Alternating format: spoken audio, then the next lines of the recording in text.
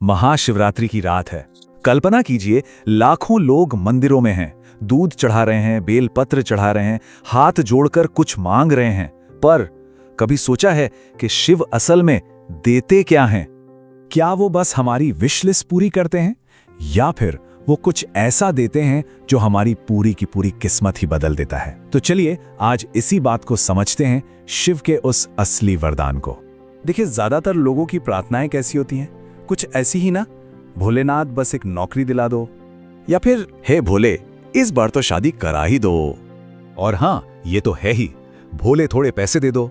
लेकिन रुकिए, शिव का जो असली वरदान है ना, वो इन सब चीजों से कहीं कहीं ज्यादा बड़ा और गहरा है। तो फिर असल बात है क्या? देखिए, शिव चीजें नहीं देते, वो चेतना देते हैं। वो हमें मांगने वाला नहीं बल्कि जागने वाला बनाते हैं। इसको ऐसे समझिए, दुनिया के बाकी देवता शायद आपको सुख दे दें, पर शिव सुख कमाने की शक्ति देते हैं। वो आपको रिजल्ट नहीं देते, वो आपको उस रिजल्ट तक पहुंचने की कैपेबिलिटी, वो कैपेसिटी देते हैं। और पता है, इसीलिए कभी कभी जब लगता है ना कि हमारी प्रार्थना अनसुनी रह गई, तो असल में सच ये होता है कि शिव ने हमें वो नहीं दिया जो हमने मांगा था, बल्कि वो दिया जिसने हमें बनाया। तो फिर कौन से हैं वो गुण जो शिव हमें देते हैं? चलिए एक एक करके समझते हैं। शुरुआत करते हैं पहले दो वरदानों से, धैर्य और सहनशीलता। शिव सबसे पहली चीज क्या देते हैं? धैर्य, वो हिम्मत। जब जिंदगी में सब कुछ बिखर रहा हो और इंसान फिर भी टूटता नहीं है, वो शिव का वरदान है। जब सब लोग साथ छोड़कर चले जाएं और इंसान फिर भी अपने रास्ते पर अकेला खड़ा रहे, वो शिव की दी हुई शक्ति है।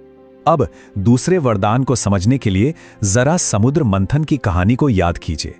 जब वो भयानक हलाहल विष निकला तो क्या हुआ था? सारे देवता तो भाग खड़े हुए हैं ना, पर शिव ने क्या किया? वो भागे नहीं, उन्होंने वो सारा का सारा विष पी लिया। पता है क्यों? क्योंकि शिव भागते नहीं हैं, शिव संभालते हैं। और यही शक्ति वो हमें भी देते हैं, जिंदगी की मुश्किलों का सामना करने की, उन्हें संभालने की। सोचिए, दुनिया के ताने, रिश्तों में मिला धोखा, फेलियर का दर्द, ये सब क्या है? ये हमारी जिंदगी का जहर ही तो है। और शिव हमें यही सिखाते हैं, इस जहर को गले में ही रोक लो, पर उसे कभी भी अपने दिल तक, अपनी आत्मा तक मत पहुंचने दो। बस यही है असली सहनशीलता। चलिए अब बात करते हैं अगले दो बहुत ही पावरफुल वरदानों की, निर्भयता और विवेक, यानी सच्चा ज्ञान। शिव शमशान में क्यों रहते हैं? क्योंकि वो डर से परे हैं। जिसे मौत का डर नहीं, उसे जिंदगी की कोई भी चुनौती, कोई भी मुश्किल डरा नहीं सकती। और यकीन मानिए, जिस दिन इंसान के अंदर से डर खत्म हो जाता है ना, उस दिन किस्मत के सारे दरवाजे अपने आप खुल जाते हैं। और फिर आता है शिव का शायद सबसे बड़ा वरदान, विवेक। मतलब सही और गलत के बीच फर्क करने की समझ। जब किसी के पास ये आ जाता है तो वो गलत फैसले लेता ही नहीं, और जब गलत फैसले नहीं होते तो जिंदगी से शिकायतें भी नहीं होती। एक बात पर कभी गौर किया है कि जब जिंदगी में ऐसा लगता है कि सब कुछ छिन रहा है, सब कुछ खत्म हो रहा है, तभी इंसान शिव के सबसे करीब महसूस करता है। आखिर ऐसा होता क्यों है? वो इसलिए क्योंकि शिव देने से पहले छीनते हैं। वो पहले हमारा अहंकार छीनते हैं, हमारे बनाए हुए सारे भ्रम तोड़ते हैं। वो हमें हमारी झूठी उम्मीदों से, हमारे गलत बिलीफ सिस्टम से आजाद करते हैं। और जब ये सारे भ्रम, ये सारे इल्यूजन टूट जाते हैं, बस तभी वो हमें शक्ति और सच्चाई का असली रास्ता दिखाते हैं। तो अगर जिंदगी में कुछ चला गया है तो दुखी होने की जरूरत नहीं है। क्या पता शिव कुछ बहुत बड़ा देने के लिए सिर्फ जगह बना रहे हों।